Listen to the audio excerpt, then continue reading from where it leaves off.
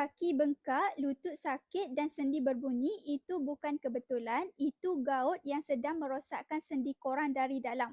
Gout bermula bila asid urik yang berlebihan dalam darah berkumpul dalam sendi.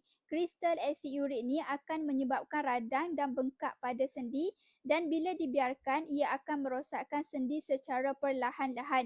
Punca utama asid urik tinggi datang dari makanan tinggi purin seperti daging merah, makanan laut dan juga alkohol. Bila sendi bengkak dan kaki sakit, itu petanda kristal asid urik dah mula terkumpul dalam sendi. Tapi jangan risau, ada jalan penyelesaian. Boleh cuba ikhtiar dengan cara tradisional menggunakan herba, kapsul tapak baru, bantu pecahkan kristal asid urik dalam sendi, turunkan paras asid urik dalam darah dan ringankan sendi yang bengkak. Herba semula jadi 100% dalam tapak baru ni bukan saja kurangkan radang tapi aktifkan semula pergerakan sendi yang bebas sakit. Jangan tunggu sampai gout buat hidup korang lebih susah. Cuba kapsul tapak baru sekarang dan rasai perubahan dalam masa 2 minggu. Klik link di bawah sekarang dan jangan tunggu lagi sebelum gout merosakkan sendi korang lebih teruk.